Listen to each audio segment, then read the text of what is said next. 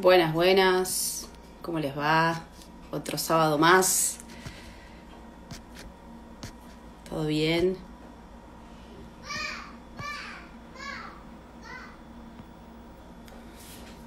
Yo ya empiezo a poner las filiminas como de costumbre. Vamos a esperar a José. Hola, Yami. ¿Se escucha bien? Ahora se lee.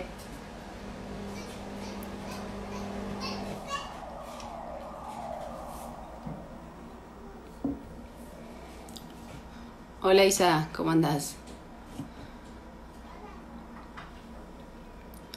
¿Qué haces, Lu? Ahí apareció José. Vamos a invitarla.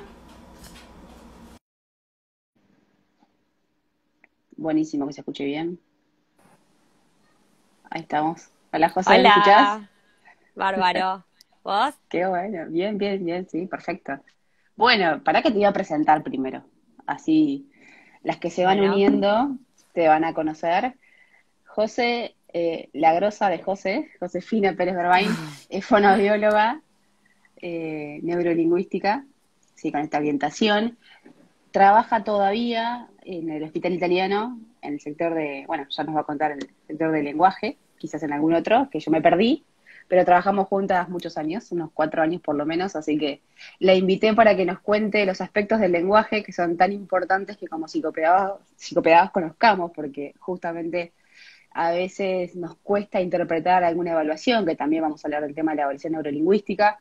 Así que, bueno, José, gracias por participar hoy, por estar ahí.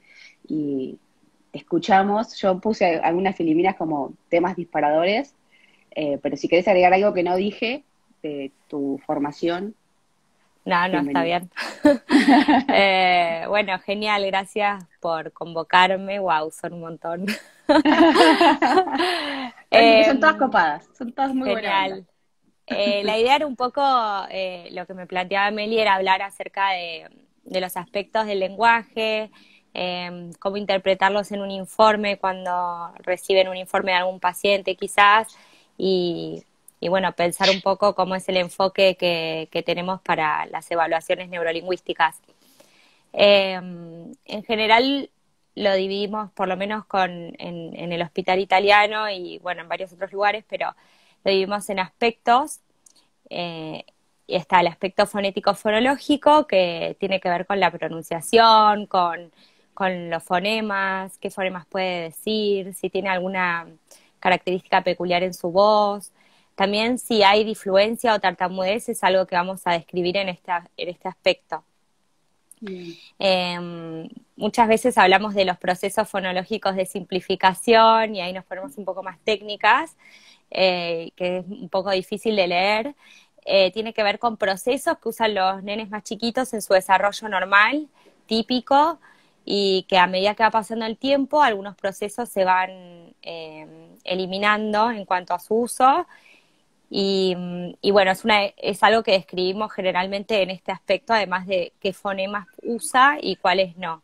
Y siempre pensamos en la edad cronológica del chico, a ver si los que está usando son típicos para la edad o ya debería haberlos resuelto. bien. Eh, Muchas veces describimos también los tipos de fonemas. Cuando hablamos de fonemas fricativos, por ejemplo, hablamos de sh, s, f. Entonces, ponemos el nombre y entre corchetes generalmente describimos como la forma fonética del fonema. Ustedes están más acostumbradas a los grafemas, pero bueno, es un poco lo mismo, pero desde la parte de producción, digamos, Claro. lingüística. Y en cada aspecto generalmente hablamos de comprensión y expresión.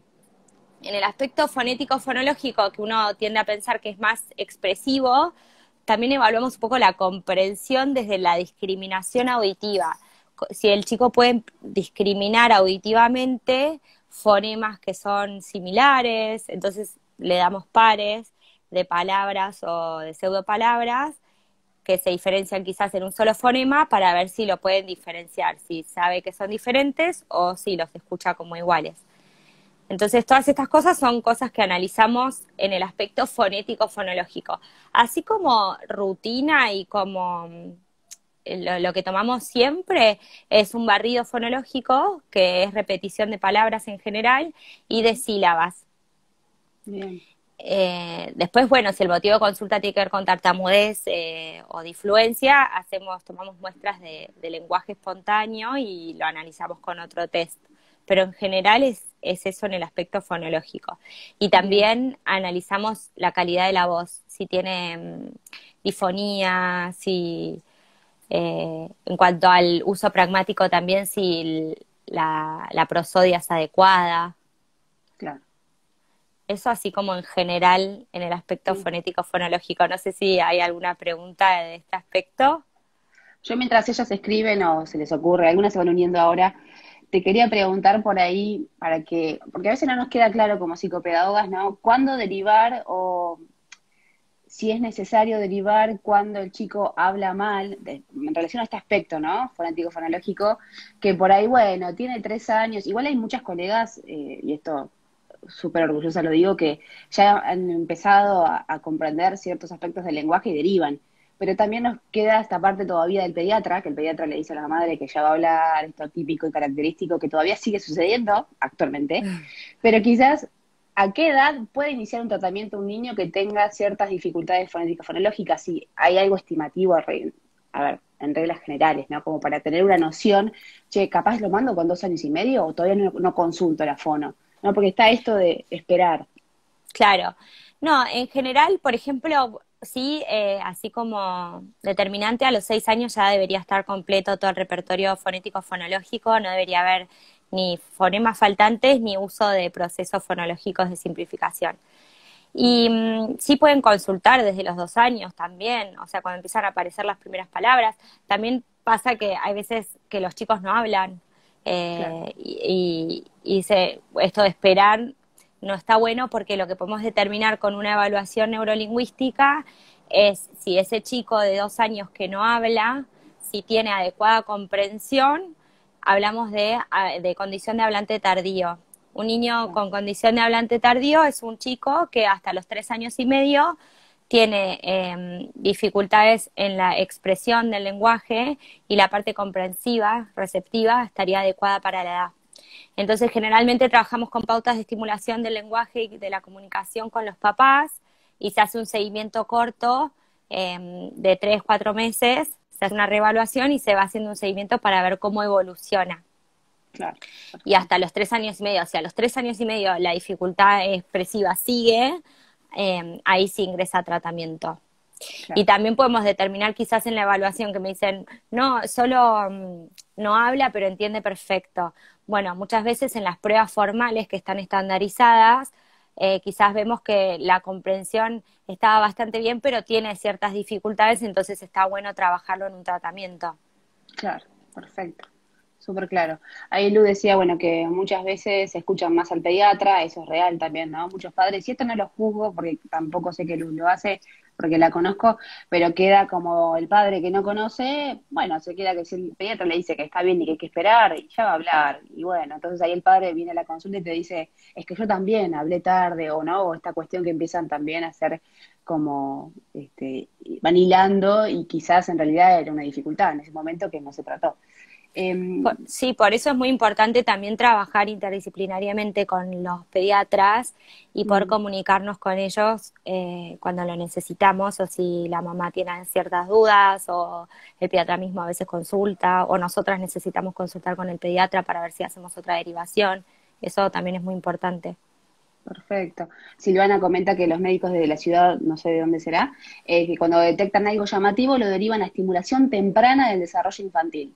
Ujú. Entiendo que igual de eso no tiene que ver justamente, no soy estimuladora temprana, claramente, pero fono es fono y neurolingüística aún mejor. No sé, Sí, José, ¿qué opinas? quizás hay veces que las estimuladoras tempranas son fonobiólogas o Ok, terapistas ocupacionales o psicopedagogas que se especializaron en estimulación temprana y entiendo que en varias provincias si es algo del desarrollo más global como un retraso del desarrollo quizás lo manden a estimulación temprana en vez de hacer terapias específicas. Claro. Ahí dice Vicky Calleja, dice algunos docentes también dicen que hay que esperar, si es real, que no solo queda en el pediatra, ¿no? A veces también los docentes de nivel inicial, bueno, la Sí, falta de tenemos de formación. todo. Tenemos pediatras muy buenos y docentes espectaculares que derivan a tiempo y que hacen las consultas, y también tenemos aquellos que no, así que, bueno, es Claro. la variedad que hay en el país, que es tan amplia. Tal cual. Y una pregunta que viene por ahí, no sé, vos me dirás, al aspecto fonético-fonológico de la dispraxia. Ujú. ¿Podemos tomar la dispraxia verbal dentro del aspecto fonético-fonológico? Más allá de Es, muchas otras cuestiones, ¿no? sí, sí, es un tema muy amplio, pero sí, quizás o sea, cuando hacemos la evaluación lo describiríamos en este aspecto, sí. Bien. Porque Laura dice, ¿por qué justamente un niño con este tipo de diagnóstico puede emitir palabras en inglés primero? No sé si están así o lo has visto. Eh, no necesariamente, no tiene que ver con el idioma, la Ok, dispraxia, sino que es algo bien como oral.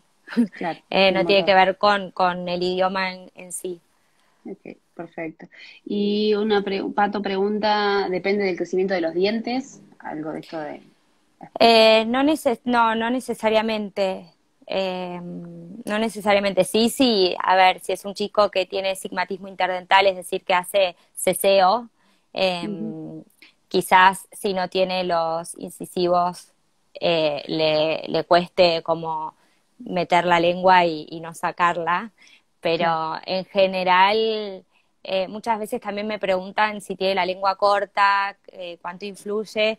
Yo siempre les digo a los papás que hace más de 10 años que trabajo de esto, y un pacientito solo mandamos a hacer que le corten el frenillo, digamos, y no, tampoco hubo cambios.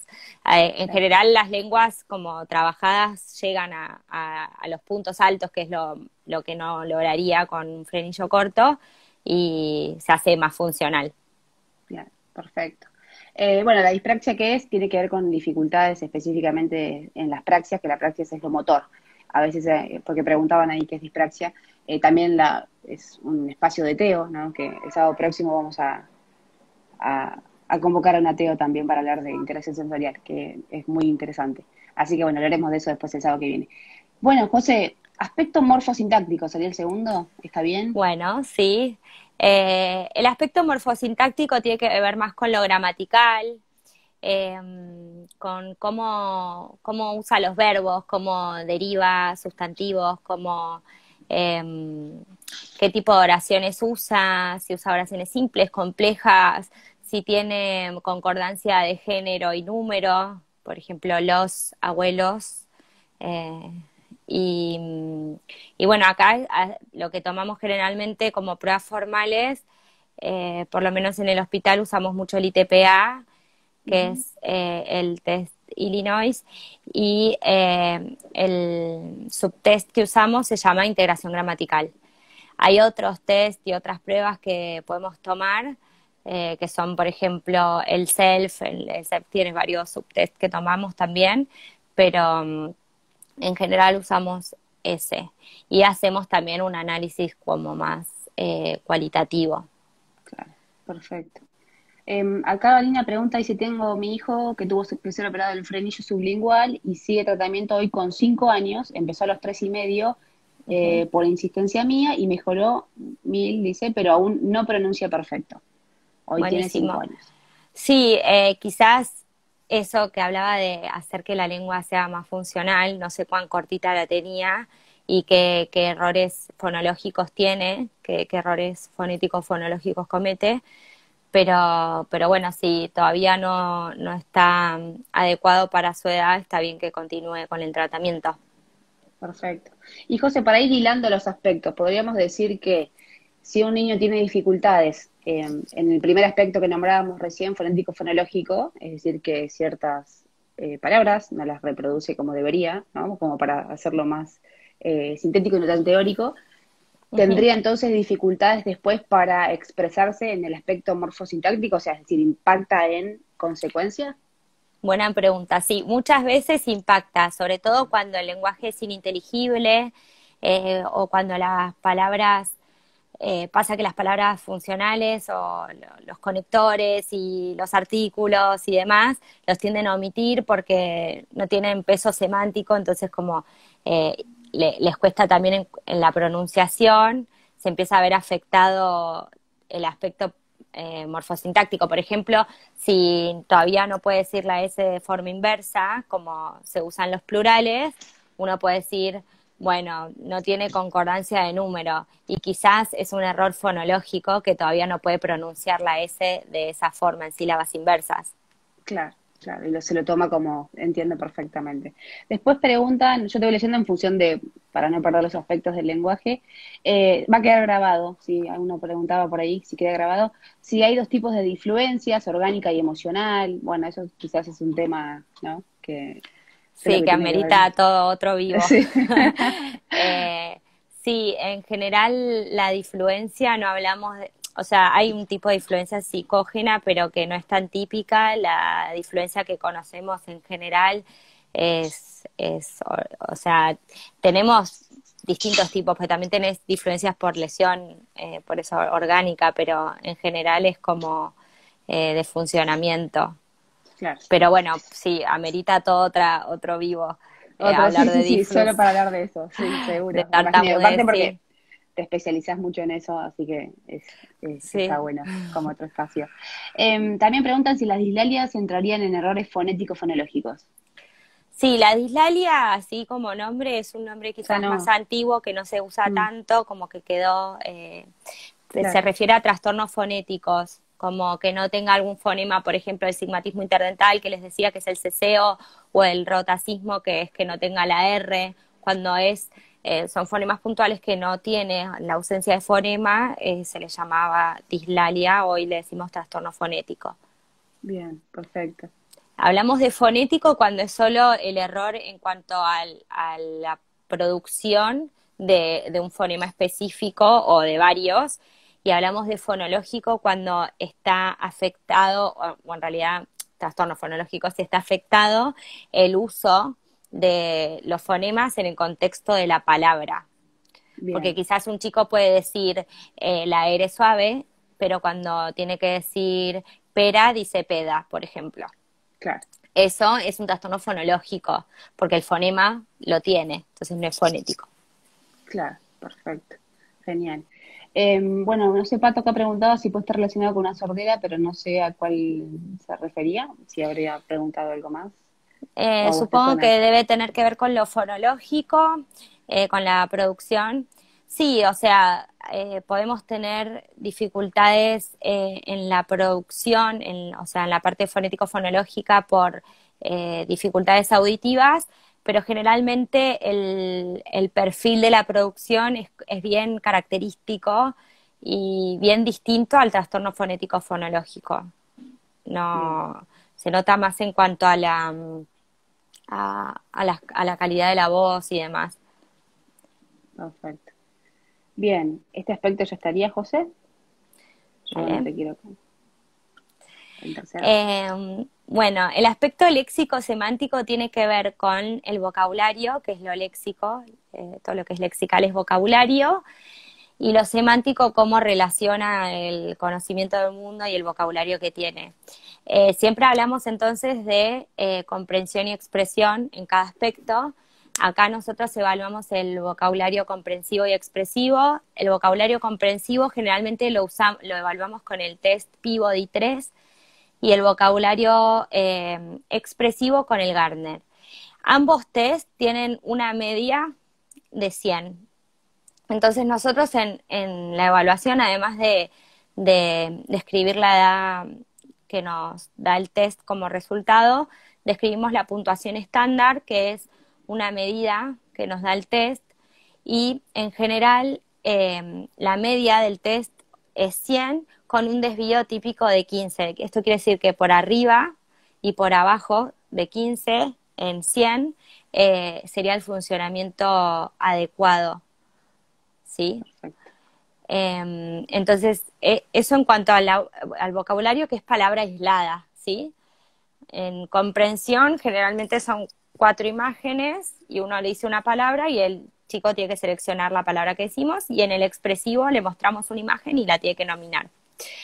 Y después evaluamos asociaciones semánticas a través del ITPA, que es el test que les mencionaba antes, y los subtests que usamos son asociación auditiva, que lo que evaluamos con este subtest es que pueda generar relaciones semánticas a través del completamiento de analogías verbales. Entonces, por ejemplo, le vamos a decir, el papá es grande, el nene es, y él tiene que completar, estableciendo una relación semántica. Y después tomamos también para la comprensión a nivel discursivo ya, se llama el subtest del ITPA, es comprensión auditiva. Y lo que evalúa es la comprensión de un cuento y tiene apoyo visual en las respuestas. El cuento es solo con entrada auditiva y en las respuestas tiene un poco de apoyo visual. Además de estos test que usamos más frecuentemente, también tomamos el SELF, que también nos da información. No sé, hay otras pruebas que son más como... bueno, tenemos entendiendo párrafos, que es tipo comprensión auditiva del ITPA, son iguales, salvo que entendiendo párrafos del SELF no tiene apoyo visual tampoco en las respuestas. Y tenemos otros que son, por ejemplo, tienen 3 dibujos y tienen que asociar 2 dibujos y explicar por qué van juntos. Entonces quizás hay no sé, una tele, una banana y una manzana, entonces banana y manzana van juntos porque son frutas. Entonces tenés la vertiente comprensiva y la expresiva. Claro, perfecto. Estoy pensando mientras hablas, nosotros como psicopedagogos, ¿dónde lo podemos ver? Quizás en el WIPSI, que es un test de inteligencia que utilizamos en lo que es vocabulario, específicamente, y para ser bien concreta, por ahí en nombres y dibujos se llaman las pruebas, que evalúa esto similar que vos comentabas, que por un lado el nene tiene que expresar, ¿no?, lo que ve, y por otro, a través de lo que le decimos que marque, él tiene que marcar.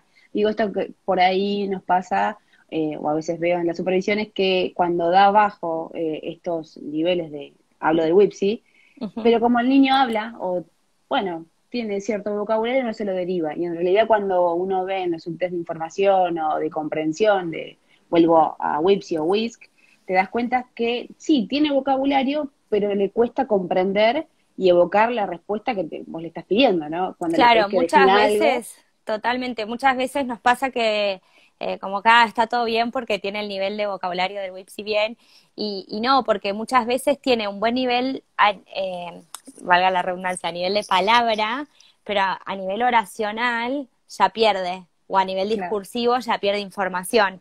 Entonces, una cosa es la palabra aislada y otra cosa es el contexto de una oración y el contexto del discurso, que es mucho más complejo. claro, claro. Súper Siempre claro. evaluamos como en estos 3 niveles, por eso siempre, por ejemplo, en el aspecto léxico-semántico voy a evaluar la comprensión y la expresión, pero en los niveles de palabra, oración y discurso. Claro. Ahí Pato pregunta cómo te das cuenta. No sé, Pato, si sos psicopedagoga y estás preguntando por Wipsi o a José como fono en los test que está mencionando ella. Mientras tanto, te leo una pregunta de Belu que dice, a partir del cambio de dentición de mi hija, se me trabó la lengua, comenzó a tener dificultades en sílabas compuestas. ¿Puede suceder esto, José? Por ejemplo, se refiere a los sinfones tipo bruja, truco, Estimo que sí. blanco. No, no estoy Eh, segura. y antes ya ya los decía bien, no sé. No, Puede ser que si antes ya los decía bien y quizás cambió los incisivos, puede ser que le cueste un poco más, pero una vez que le crezcan ya va a poder seguir, digamos, no es algo que, no es un retroceso. Una vez bien, que ya se adquiere, ya está. claro, perfecto. Salvo Pato que decía haya que una la... lesión, obvio. Claro, algo, sí, sí. Eh, y ahí Belu contestó, sí, a eso se refería Genial. Belu, así que respuesta contestada, perfecto. Pato decía, a vos, José, en particular, eh, te preguntaba esto, ¿a qué te referías? Supongo que quizás con el aspecto léxico-semántico, si puedes dar algún ejemplo más concreto en función de cómo verlo, o Que como verlo cotidianamente o... claro, por ahí en qué contexto, si sos papá, mamá, podés pensar, no, es Y muy por difícil, ejemplo, pero que no comprenda en la parte comprada, por ejemplo, bueno, sí es muy difícil porque él sí, va desde que son muy chiquititos hasta adolescentes y podemos evaluar diferentes cosas, pero en los más chiquitos, por ejemplo, si no comprende órdenes simples, o después más grandes si no comprende órdenes complejas, si no te puede contar lo que hizo en el cole, o si no tiene palabras, un chico que no habla, o que no combina palabras, que no comprende cuando vos le explicás algo, o cuando le pedís que haga ciertas cosas. Eh, es como muy Bien. amplio porque tiene que Muy ver amplio. con... Sí, sí, sí. Con caso a caso. Ahí María dice, hay un caso de un niño en el jardín que los papás nos cuentan, perdón, que comenzó a tartamudear, lo hemos derivado a fono. Bueno, eso Buenísimo. un poquito más. Ujú. Genial. Sí, Es muy bueno. siempre la consulta temprana, cuanto antes consulten respecto al tiempo de inicio de la sintomatología a la consulta, hay más posibilidades de Mejor. recuperación. Perfecto. Genial. Bueno, pasamos al cuarto aspecto, al pragmático. Bueno, creo que se me pasó uno que vi así de Ah, reojo, a ok. alguien que había preguntado si podía repetir los nombres de las pruebas del aspecto, del aspecto léxico-semántico. Tomamos entonces a nivel de vocabulario el PIVO-D3, vocabulario comprensivo, vocabulario expresivo, tomamos el Gardner, y en la parte más como de relaciones semánticas y comprensión a nivel discursivo tomamos el ITPAR, que es la versión revisada, asociación auditiva y comprensión auditiva. También les decía que había otras pruebas que se pueden tomar del SELF, que puede ser según la edad el SELF 4 o el SELF 2, y tomamos entendiendo párrafos o clases de palabras, entre otras pruebas. Hay millones, pero bueno, esas Perfecto. son las que más usamos. Genial, bárbaro.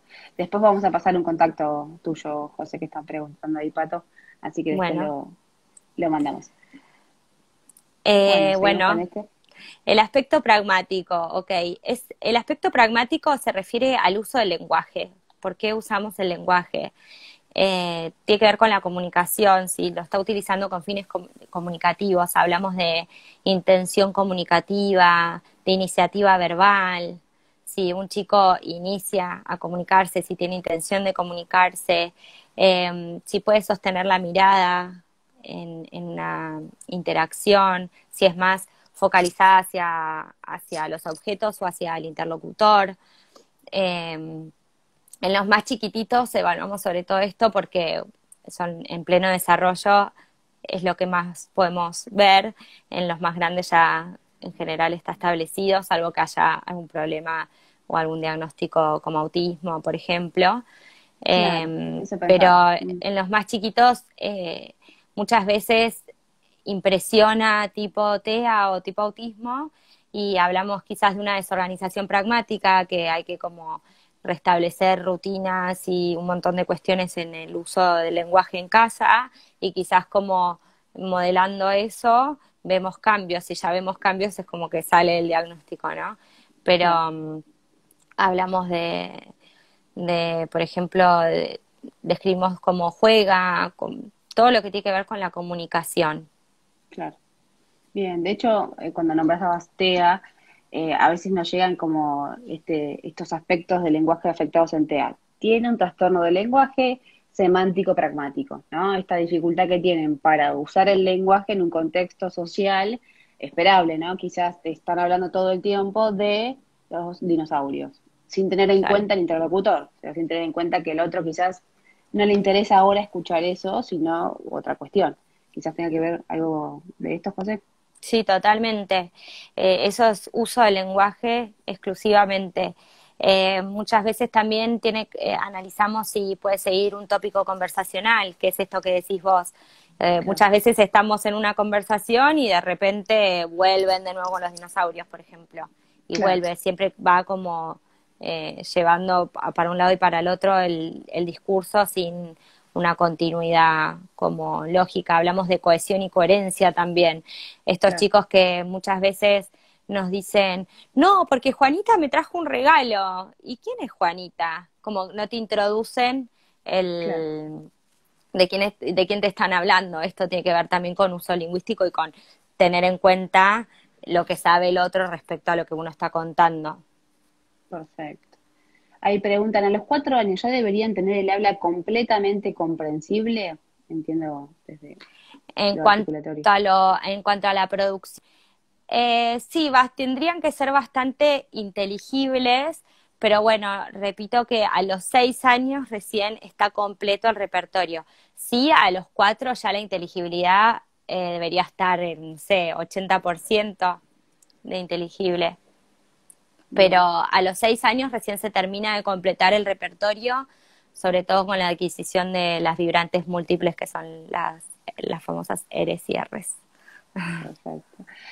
También preguntan las chicas de la casita de papel, ¿funciones comunicativas está dentro del aspecto pragmático? Sí, sí, Perfecto, totalmente. Sí. genial. Bien, ¿alguna otra consulta, chicas? Acá comenta, porque como mamá lo entiendo, pero me doy cuenta que en muchos casos los demás no lo entienden, no le entienden algunas palabritas. Esto, la mamá de Sí, 4 años. La mamá de 4. sí, sí, eso repasa, que primero lo empezamos a entender en casa y después el afuera, digamos. Eh, pero sí, habría que evaluar específicamente este caso que sucede, pero si vos ves que no lo entienden en distintos ámbitos y ya tiene 4 años, quizás podrías hacer una consulta, hacer una evaluación neurolingüística y quedarnos tranquilos de que está todo ok o que necesita un refuerzo desde el tratamiento. Perfecto. Bueno, no sé si hay alguna otra pregunta más, yo mientras cambio la última Filimina. Pato preguntaba dónde atendés, atendés en Palermo, ¿no es cierto? Además Sí, de normalmente, en la... normalmente atiendo en Palermo y en el Hospital Italiano en Almagro. Y bueno, ahora estoy atendiendo por teleterapia. Perfecto, genial. Así que bueno, en Phonofacts es el Instagram de José si la quieren ubicar por ahí, por ese medio para contactarla. Bien, aparecieron ahí más preguntas. La idea, ahora las vamos a leer, de esta última Filimina era como ser, ¿no? Como disparador de la evaluación neurolingüística, que nada, cuentes brevemente qué aspectos que igual ya venimos mencionando, ¿no? De alguna manera ustedes ponen en esos informes que yo le decía a José que a veces no llegan esos informes y que nos pasa que a veces si no tenés tanto tecnicismo en función de lo que ustedes hablan, nos cuesta a nosotros comprenderlo, pero bueno, por ahí si querés aclarar algo de ahí, después leemos las preguntas de las chicas, que hay unas cuantas. Sí, creo que quizás lo más difícil de entender son los números cuando hacemos toda la parte como estadística. Eso siempre tengan en cuenta que cada test tiene una puntuación media que es como el funcionamiento típico y un desvío típico que tiene que ver con cómo oscila la normalidad o el rendimiento típico de un niño dentro de esos parámetros.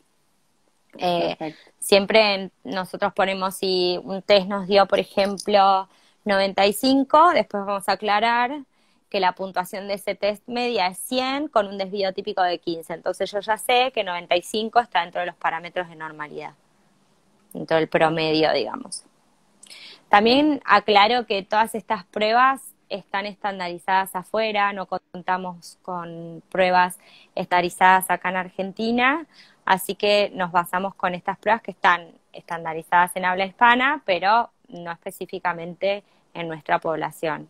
Esto es claro. importante porque son medidas estándares y no son específicas para nuestra población, pero bueno, es lo que usamos generalmente. Claro, perfecto. Bueno, te leo algunas preguntas. Bueno, una era, ¿qué recomendaciones nos brindás para ayudarlos? Por ahí te pedimos, Paola, si puede ser un poquito más específica, por ahí en qué edad o con qué tipo de dificultades, como para que José te pueda responder. Angie pregunta, ¿cuál de los aspectos tiene mejor pronóstico en el tratamiento? De estos aspectos, entiendo, lingüísticos, ¿cuál sería el de mejor pronóstico? No uno en particular, tiene que ver también con la severidad, porque si yo tengo un trastorno fonético fonológico, por ejemplo, que uno puede pensar, bueno, es el aspecto menos complejo, pero si tengo un trastorno fonético fonológico severo, quizás el tratamiento sea muy largo. Y si capaz tengo eh, un trastorno mixto en donde estén comprometidos otros aspectos también, pero es más leve, quizás el tratamiento sea menos prolongado y sea más corto. Entonces, me parece que tiene que ver más con la severidad que con el aspecto en sí. Perfecto, súper claro. Lucila pregunta, ¿cuándo se deriva a una fono especializada en neurolingüística? Se deriva siempre que haya una dificultad en el lenguaje o en la comunicación. Nosotros en fonobiología tenemos muchas especializaciones o muchas áreas. Tenemos el área de audiología, que hacen todo lo que es estudios auditivos o rehabilitación auditiva, o tiene que ver también con los equipos, digo, ¿no? En cuanto a lo auditivo, audífonos, implantes cocleares y demás. Tenemos la parte de ilusión. También tenemos la parte de voz, que tiene que ver con difonías o, no sé, que esto, tipo, cuando les hacen Sí, por cáncer y tienen que tener rehabilitación de la voz específicamente, y todo lo que es lenguaje y comunicación lo hace una fonoaudióloga con encuadre neurolingüístico. perfecto. Hay Em, otros también adultos y demás, pero tiene que ver con el lenguaje. claro, perfecto. Olivia pregunta, ¿hasta qué edad es normal que pronuncien la última sílaba? Mi hija tiene 2 años y entiendo que lo hace todavía. Que pronuncie la última sílaba, La solo la última. última sílaba de la palabra. Tiene Entiendo que dos sí. años. Ujú, Sí, no está todavía está adecuado para su edad. perfecto. Eh, Mientras vaya variando y que haya palabras, por ejemplo, de dos sílabas como mamá y esas estén completas, está adecuado. Bien. Preguntan, ¿a qué se refieren cuando mencionan mecanismos conversacionales? Me imagino, no sé de dónde salió lo de mecanismos conversacionales, No sé. porque yo creo que no lo nombré, pero me imagino que tiene que ver con eh, una conversación, que se espera de una conversación, que haya turnos en el habla, que se sostenga la mirada hacia el interlocutor, que se pueda seguir un tópico conversacional, que no haya saltos de tópico o que se vuelva siempre que se vaya, que haya antecedentes, que haya Claro. esto de cohesión y coherencia que les contaba antes. Me imagino que tendrá que ver con eso. Más con el aspecto pragmático de algún punto, Claro, quizás. Ok. Lau dice, ¿el uso prolongado del chupete y mamadera incide en lo expresivo? sí, ahí en el Instagram hice un post específicamente de uso de chupete. Y sí, además lo que hace el chupete es atrofiar todo lo que es el desarrollo anatómico de la boca. La dentición va a tener una mordida abierta, el paladar va a estar alto. No necesariamente lleve a dificultades articulatorias, pero puede Puede hacerlo, porque suceder. por ejemplo, si yo tengo un chupete 24/7, la posición de la lengua es baja, entonces tiende a llevar a todo lo que es sigmatismo interdental o fonemas que no son interdentales, que los hagan interdentales, entonces es todo lo que empiezan a hablar como con la lengua entre los dientes, porque el Claro. chupete lleva a esa posición. Bien. Gracias, José. Después preguntan, ¿qué opinión, esto que lo veníamos hablando el otro día, tenés sobre el diagnóstico de TEL? Te pregunto en relación a lo específico. Sí, justo hablábamos con Meli de eso. En realidad, bueno, desde que yo me formé en lenguaje en el Garrahan y en el italiano, y bueno, los inicios en Fleni, y el TEL siempre fue como, siempre hubo TEL y siempre diagnosticamos TEL, era más difícil de diagnosticar porque, bueno, necesitas la especificidad con una evaluación neurocognitiva o con estudios auditivos que den todo ok, pero hoy, o sea, actualmente se está cuestionando mucho el, el diagnóstico de especificidad. Siempre hay otra cosa cuando evaluamos, así que no está tan en Específico. tema, claro, la especificidad ahora. Es Claro. algo como más nuevo, porque hace unos años hablábamos de eso, pero bueno, la realidad es que es muy difícil de encontrar algo específico, específico. Claro. Paola acá aclaró que recomendaciones para ayudar a los niños que tienen en 5 años y hablan como un niño de 3 años. Y mi recomendación es que hagan una consulta fonobiológica con una evaluación neurolingüística exhaustiva donde podamos eh, tener objetivos terapéuticos específicos, porque cada chico es diferente, no puedo decirte en general Claro. con qué pautas darle, sí, siempre lo que sugerimos es dar el modelo correcto, no corregirlos, no decirles no, así no se dice, sino dar el modelo correcto. Es una de las pautas que más usamos, pero bueno, habría que ver si en este caso requiere tratamiento. Pero en general siempre dar el modelo correcto es como la pauta. Bien, genial. Lau dice un niño con dislexia y trastorno fonético, si se trabaja, no sé si quedó ahí la pregunta Si se o no. trabaja en tratamiento, sí. Ok, perfecto. ¿Cuáles son las pruebas que utilizás? Ya la habías nombrado. Cualquier cosa, igual el vivo va a quedar grabado, más que nada para llegar con el tiempo. Yo voy mirando la hora, que nos quedan 15 minutos. José, otra José, tocaya tuya, dice, tengo mi hijo que fue operado quirúrgicamente de frenillo, está en tratamiento, pero ahora con la Ah, ese cuarentena la no puede habíamos darle. leído. Ah, no, no era No, 40. no, Ah, José no, parecido. porque la conozco, Sí. José, por eso te digo que no. Pero ahora con la cuarentena no puedo darle la oportunidad, no, darle, perdón, la continuidad. ¿Cómo me recomendás ayudarlo en casa? Y en general casi todas las fonoaudiólogas están trabajando con terapia online, así que quizás te sugiero retomar el tratamiento. Casi me pasa que el 70% de mis pacientes retomó el tratamiento y el otro no, y siento que se están perdiendo mucho en cuanto a la adquisición del lenguaje porque ya son muchos meses. Así que Claro, quizás si fuera ella le preguntaría a su fonoaudióloga si puede continuar con el tratamiento online. perfecto. Noé pregunta, ¿cómo o con qué evaluás niños pequeños no verbales? Qué tema, ¿no? Claro, siempre hablé del ITP, es verdad. En los más chiquitos tomamos el preschool, que este test, en vez de dividirse así como en varios subtests, se divide en comprensión y expresión. Entonces evaluamos el preschool y tomamos escalas, la escala RILA Padres, y si observamos dificultades pragmáticas, también toman el ICRA, que es una prueba que se creó en el hospital italiano, está baremizada en Argentina, así que es así, que tiene que ver más con lo pragmático y el uso del lenguaje. Pero Bien, respecto a lo otro, el preschool 5, ya usamos la versión 5, y la escala RIL. bien, genial. Sol dice, mi hijo tiene 3 y desde los 2 y medio que está con disfluencias. ¿Recomiendan tratamiento o esperar? Más que tratamiento, recomiendo hacer una consulta para ver si es necesario o no el tratamiento. Según la evaluación, hay veces que damos pautas y hacemos seguimiento y otras que indicamos tratamiento, depende del caso.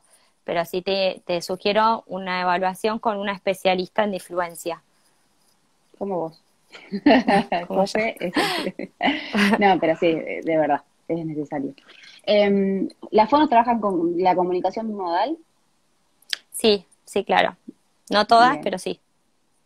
perfecto. Dice, vale, entonces no es recomendable el uso del chupete en general o hasta cierta edad. No, hasta cierta edad. Ahí en el post van a poder ver bien. Después de los 2 años ya súper recontra. Yo diría hasta el año, pero bueno, también podemos decir hasta los 2, no sé. Eh, Hasta el año, después del año ya empezamos a notar dificultades en cuanto a esto que les decía, el desarrollo anatómico de la boca, otitis y otras cuestiones que van a ver todas en el post. Está detallado, es largo, está dividido en 2 posts. Uno es el beneficio del uso de chupete y el otro es las contras. Así que ahí van a poder ver bien todo respecto al chupete. Genial, Pero sí, sí lo recomendamos en bebés, obvio. buenísimo. Bueno, José, no hay más preguntas por el momento. Algo, no sé, que quieras comentar. Para mí, un placer escucharte una vez más con todo lo que sabes.